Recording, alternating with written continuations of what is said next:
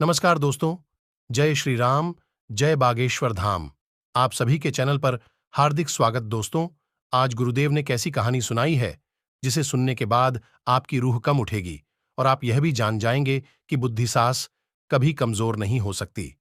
आज की कहानी में एक सास ने उठा लिया एक ऐसा कदम जिसको जानने के बाद पूरे वृद्ध आश्रम के लोग उसे बूढ़ी मां के लिए तालियां। कहानी को आगे बढ़े उससे पहले आप सभी से निवेदन करना चाहते हैं, यदि आप भी बागेश्वर धाम सरकार के सच्चे भक्त हैं तो चैनल को सब्सक्राइब करें, वीडियो को लाइक करें और कमेंट में जय सीताराम जरूर। लेकिन चलिए शुरू करते हैं दोस्तों। एक्शन की बात है। गीता ने अपने बेटे की शादी करवाई, घर में नई नई बहू, ये सब ठीक था, परंतु 1-2 महीने के बाद सब कुछ भी गिरने लगा।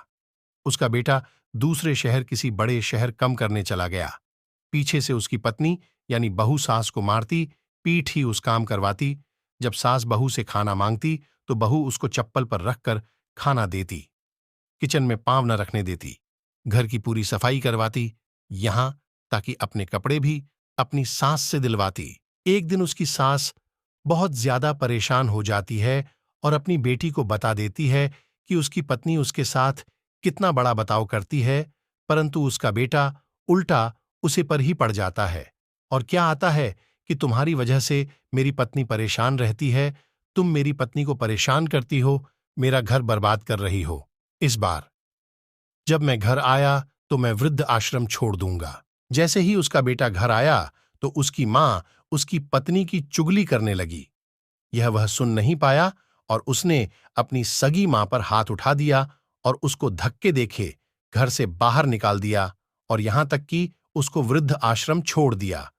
उसकी मां वृद्ध आश्रम तो पहुंच गई, उसकी मां अंदर ही अंदर यह सोच रही थी कि जिस बच्चे के लिए उसने आज तक इतना कुछ त्याग दिया, सब कुछ उसके हवाले किया, उसने आज उसकी कदर नहीं की, अपनी पत्नी के कहने पर उसे पर हाथ उठाया।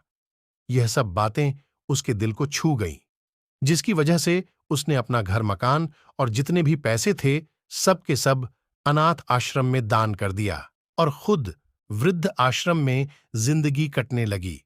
और अब उसके बेटे और बहू को पता चला कि माँ बाप क्या चीज होते हैं, जिन्होंने उनका जीवन दिया, इतना बड़ा कर दिया, उनको परेशान करने का नतीजा क्या होता है। अब वह सड़क पर आगे और बहुत दुखी रहने लगे।